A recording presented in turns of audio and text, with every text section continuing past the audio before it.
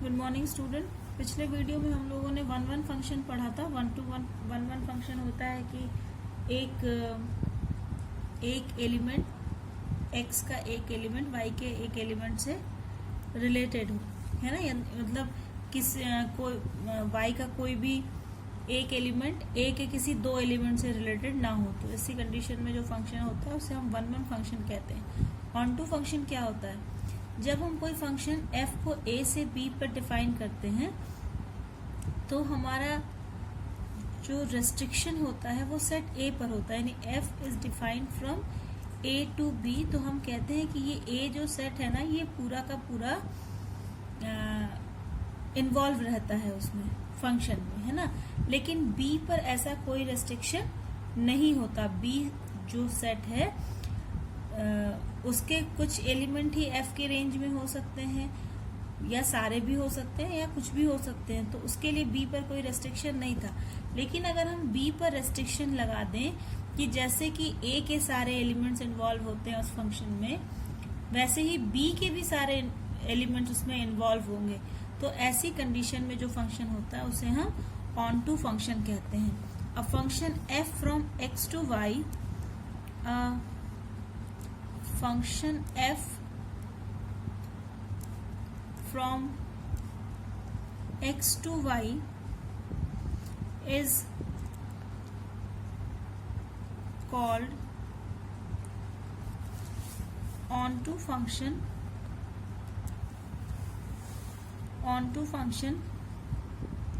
or surjective function if and only if each element of y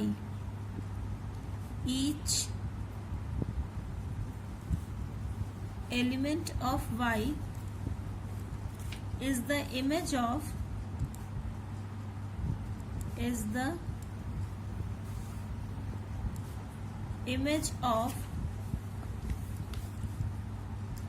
at least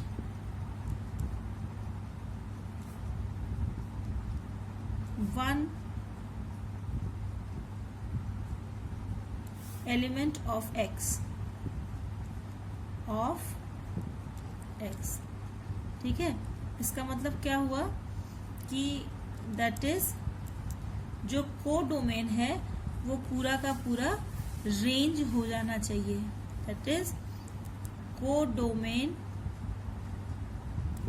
of f must be equal to range of f। ठीक है। जो codomain होता है f का, वो अगर पूरा का पूरा रेंज बन जाए, मतलब उसके सारे एलिमेंट्स जो हैं वो फंक्शन में इन्वॉल्व हो जाए, तो ऐसी कंडीशन में जो फंक्शन होता है उसे हम कहते हैं ऑन टू फंक्शन। ठीक है। और अगर कोई एक एलिमेंट छूट जाता है रेंज इसका, कोडोमेन का जो रेंज में नहीं है, तो ऐसे फंक्शन को हम इनटू फंक्शन कहते हैं। मतलब ऑन टू नहीं होगा, वो इनटू फंक्शन होगा। ठीक है। इनटू फंक्शन इनटू फंक्शन क्या होगा कि जबकि रेंज जो है वो कोडोमेन के बराबर ना हो, बल्कि कोडोमेन का सबसेट हो। If and only if codomain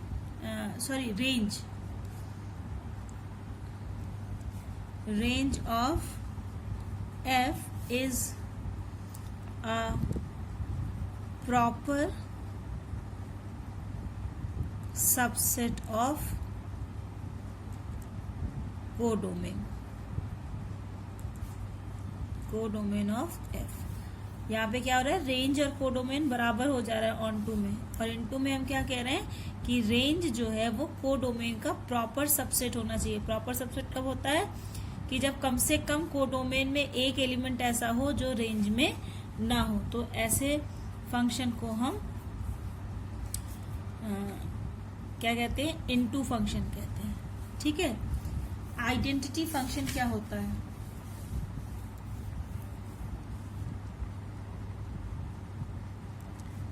identity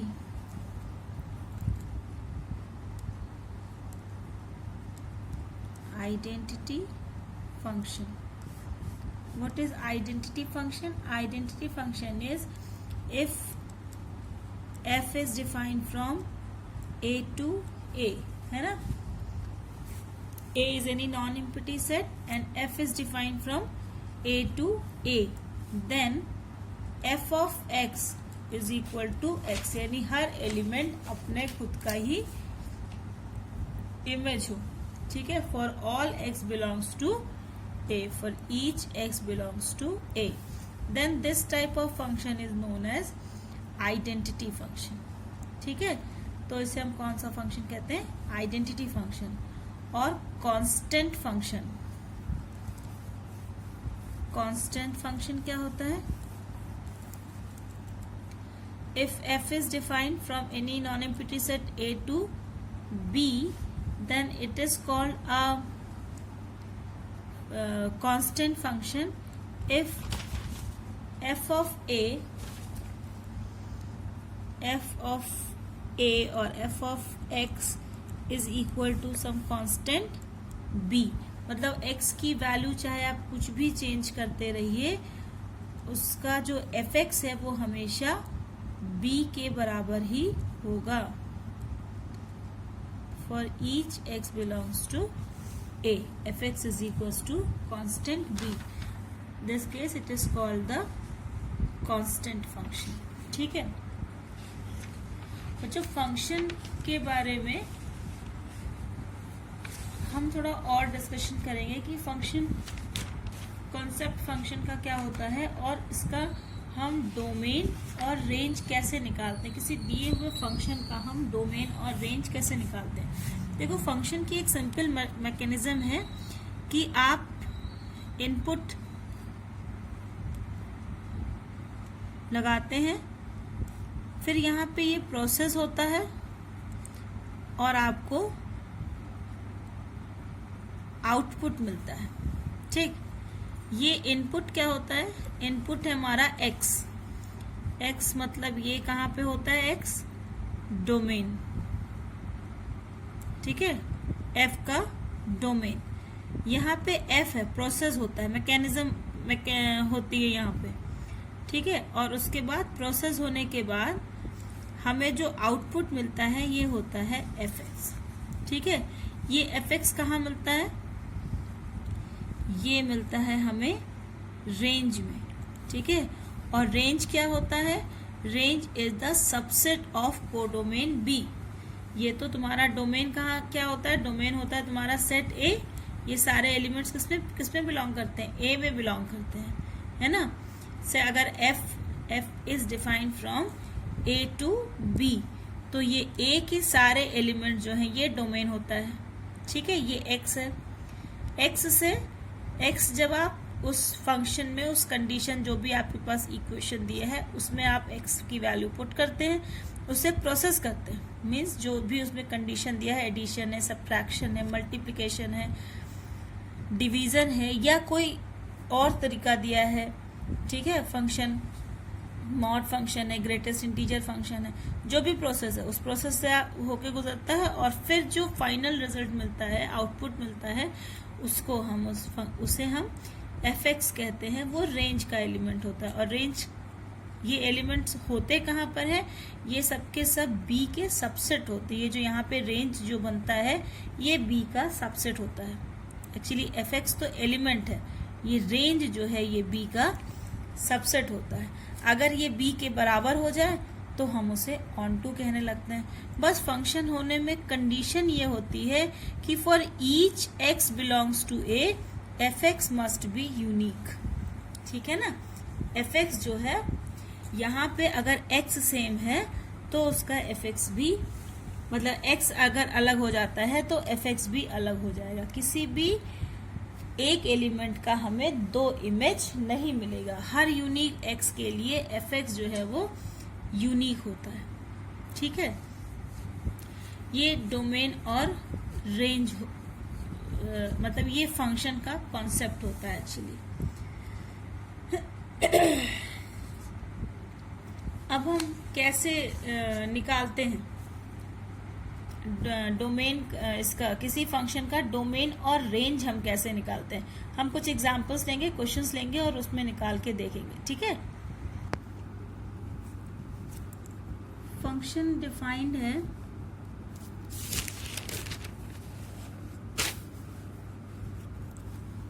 late us take an example. Function दिया हुआ है f(x) is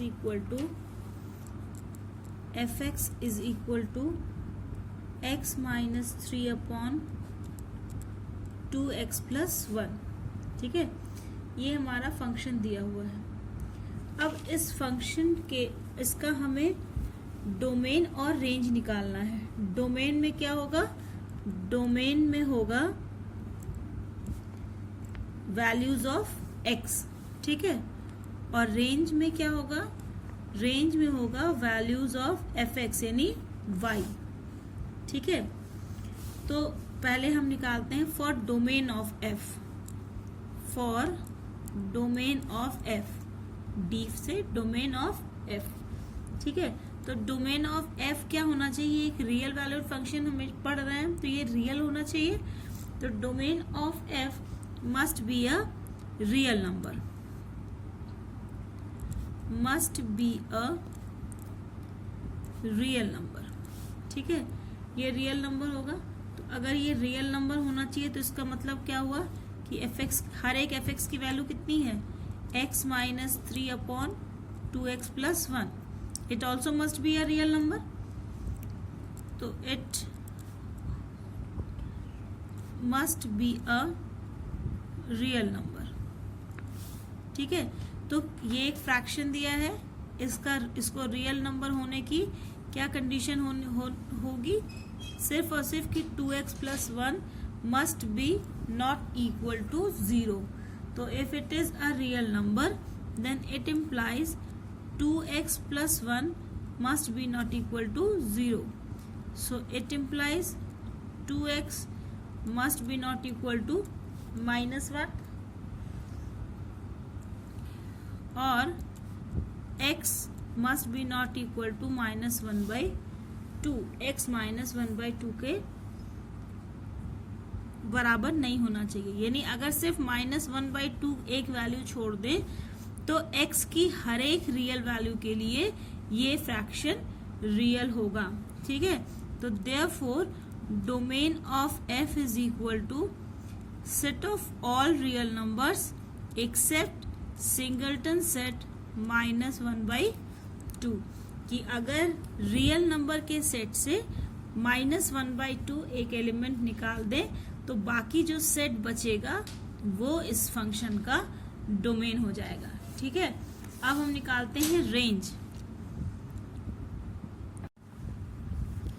now range of f, range of f, इसे RF से लिखते हैं। रेंज ऑफ f में अभी मैंने बताया था कि वैल्यूज ऑफ y आएंगी ना, तो y is equal to f(x) is equal to x minus 3 upon 2x plus 1। तो यहाँ पे हमें रेंज में सारी y की वैल्यूज होंगी, तो हमें देखना है कि y की कौन कौन सी वैल्यूज वैलिड है। तो यहाँ से हम x की वैल्यू निकालेंगे इन फॉर्म ऑफ y, ठीक है। It is equal to cross multiply करो तो 2xy plus y is equal to x minus 3। अब हम y को उधर ले जाते हैं और x को इधर ले आते हैं, ठीक है। तो 2xy minus x is equal to minus y minus 3। यहाँ से x कॉमन ले लो तो 2x minus 1 is equal to minus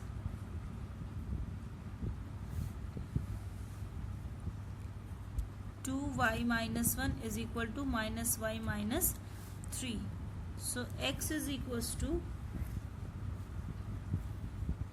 यहाँ से माइनस कॉमन ले ले तो ये हो जाएगा y plus 3 upon 2y minus 1, और we can say that x is equal to y plus 3 upon 1 minus 2y। इस माइनस से मल्टीप्लाई कर दिया तो जो प्लस में था वो माइनस में हो गया, जो माइनस में था वो प्लस में हो गया। फिर वही चीज कि x रियल वैल्यूड फंक्शन है तो x की जो भी वैल्यू y की वही वैल्यूज वैलिड होंगी जिनके लिए x एक रियल नंबर हो। तो x रियल नंबर कब होगा? जब उसकी जो वैल्यू दी गई है इन फॉर्म ऑफ y उसके डिनोमिनेटर में 0 ना हो। तो it implies 1 minus 2y must be not equal to 0, और वी कैन से दैट कि y must be not equal to 1/2, है ना, कि y जो है ये 1/2 के बराबर नहीं होना चाहिए। देखो अगर यहाँ y इक्वल टू 1/2 रख दें, 2 कैंसिल, 1 माइनस 1 0, डिनोमिनेटर 0 हो जाएगा। तो फिर अगर डिनोमिनेटर y की इस वैल्यू के लिए 0 हो जाएगा तो फिर x रियल नहीं रह जाएगा, जबकि x को हर हाल में रियल रहना है। इसका मतलब रेंज में y की सभी वैल्यूज हो सकती हैं एक्सेप्ट 1/2। तो रेंज ऑफ f क्या हो जाएगा? Range of f is the whole set R except the singleton set plus 1/2। ये हो गया इसका रेंज, ठीक है। और डोमेन क्या आया था? डोमेन आया था the whole set R except singleton set -1/2। तो इस तरह से हम किसी दिए हुए फंक्शन का डोमेन और रेंज निकालते हैं। बच्चों नेक्स्ट वीडियो में हम किसी फंक्शन को 1 ऑन टू चेक करना सीखेंगे कि किसी फंक्शन को हम कैसे चेक करते हैं कि आइदर इट इज 1 और ऑन टू और both. Okay, till then good bye.